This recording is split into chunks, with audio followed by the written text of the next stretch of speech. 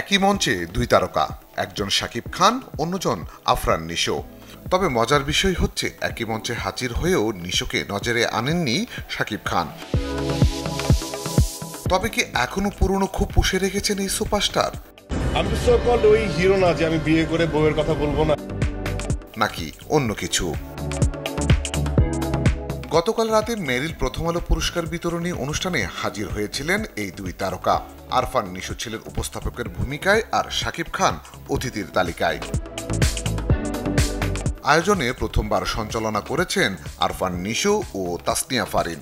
25 বছর পূর্তি উপলক্ষে বিশেষ সম্মাননা জানানো হয় শাকিব খানকে, তাই মঞ্চে তার উপস্থিতি ছিল রাজার মতোই। পুরো আয়োজনের বড় একটা অংশ জুড়ে ছিল শাকিব খান।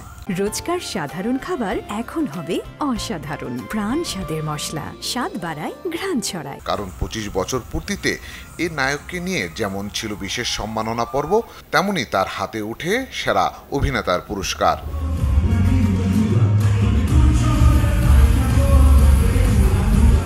শাকিব খানকে মঞ্চে রেখেই উড়াধুরা গান নিয়ে হাজির হন প্রীতম। সঙ্গে ছিলেন অসংখ্য নাচের শিল্পী।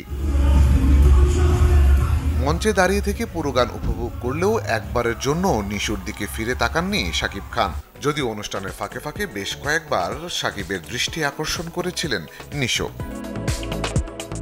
এদিকে সামাজিক যোগাযোগ মাধ্যমে শাকিব খানকে অভিনন্দন জানিয়ে ফেসবুকে পোস্ট করেছেন অপু বিশ্বাস ও শবনম বুবলি। শাকিব খানের অভিনয় জীবনের 25 বছর পূর্তি উপলক্ষে পোস্ট করেন এই দুই অভিনেত্রী।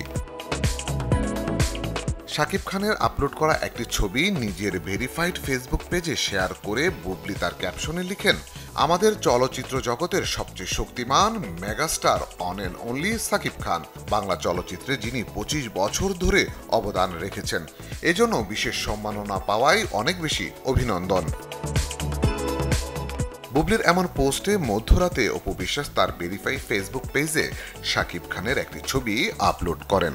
ক্যাপশনে লিখেন, অভিনন্দন আমার রাজা শাকিব খান। আলী আফতাব, চ্যানেল 24।